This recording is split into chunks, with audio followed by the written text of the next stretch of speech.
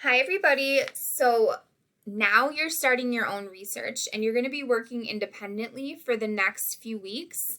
So you want to get in the habit of kind of getting into the lab and getting right to work. So the first thing that you need to do when you begin your research each day is actually come into Google Classroom and open up your research project evidence tracker.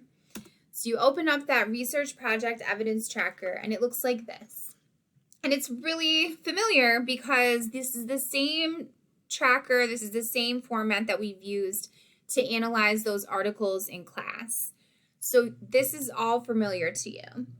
Now, at the top, you'll see a space for your topic and your thesis statement. And in the box here, you want to make sure that you're including the title, that you're including a link to the source. You're going to copy and paste the link to your website or article or video. And then you're going to include an APA style citation.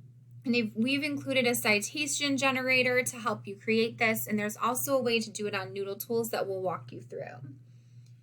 Now, your topic and your thesis statement should be the same throughout the entire process. So this should be the same. It doesn't change. So when you go down to your next article, you're going to have the same topic and the same thesis statement. We are synthesizing 5 different texts to support this one claim. So everything comes back to the same exact claim, and you're just going to keep repeating it over and over again. So you make sure that all of these boxes at the end are coming back to this same claim. Now, I'm ready. I know how to use this document and I know my topic. Where should I start? So Mr. Pratt and I suggest that you start with the HF databases or with Google Scholar because they've already been checked for credibility and you don't have to wonder if they're safe choices or not. But if you do find a source on Google or YouTube or somewhere else, that's okay too.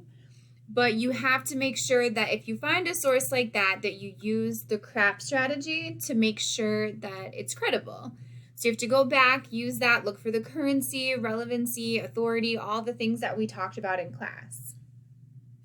Okay, so now I'm ready to research and I'm going to start with the databases because that's where my teachers told me to start. So you click on that link and this is on the HF website.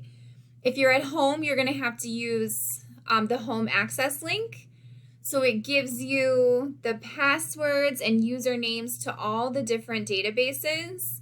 We are going to try out EBSCOexplora because that one is really good and it has a lot of good articles on it. But all of these links take you to different databases that you can use to do your research. So I'm coming here to EBSCO and I'm going to sign in using the password that they have on the website. But if you're at school, you won't even have to sign in. You'll just log in automatically and you won't have to go through that extra step. So I'm ready. What are you looking for? I'm going to write my paper on Beyonce and how she is the most influential artist of all times. So I'm going to keep a positive eye. I'm looking for positive articles about Beyonce. Now, when you're searching for an article on the databases, the filter feature can be really helpful. That's how you can make sure that your sources are current. So I just click on filters, go to date range, and then I'm going to put the past 5 years. Past 5 to 10 years is fine.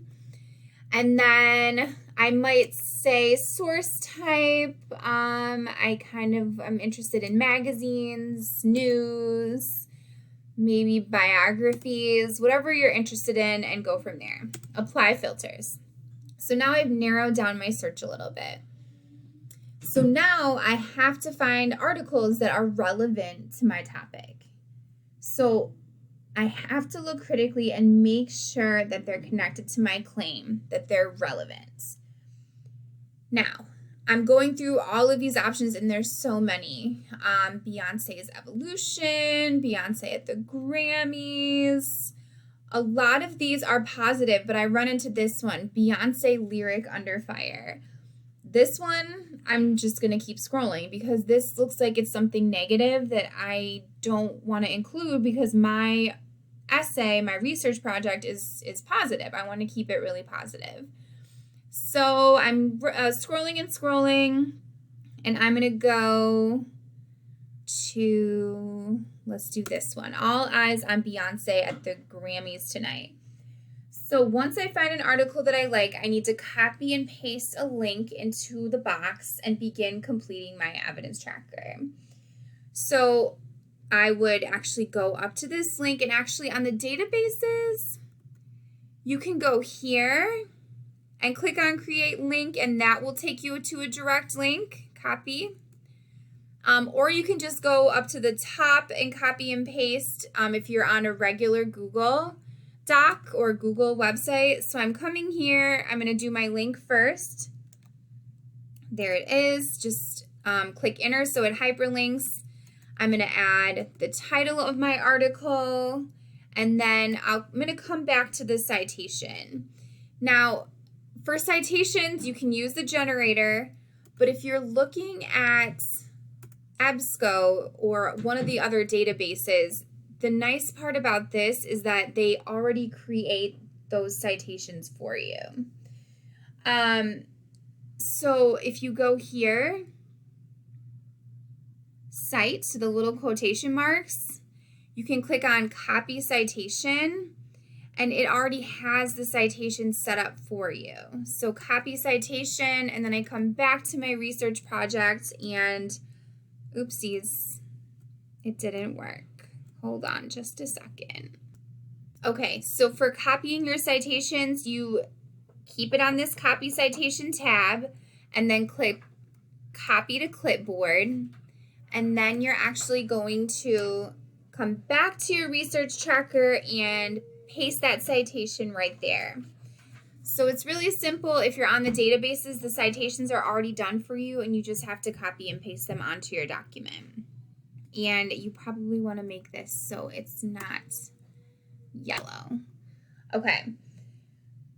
Now, citations you can copy and paste, and it's also perfectly fine to copy and paste quotations from the article onto this grid. So that part should be pretty easy. You just want to make sure that you're finding good quotes from your article. So I'm going back to my article now that I have my information. I'm going to look at the online text, and I'm reading through my article looking for quotes that support my claim. You all did this in class when you practiced with the COVID-19 document, but you want to kind of do the same thing. Go through and find a quote that connects to your claim, and then you just copy it and paste it into quote 1. Now the goal is to include 3 quotes from each text. Now if you notice as you're kind of going through that the quotes don't really work, or the article's just not providing the data that you want, then you're going to have to just move on and go to a different website. Okay, I went over citations. You can, again, use the citation generator that Mr. Pratt and I shared, or you can use Noodle Tools, or you can copy and paste from the databases.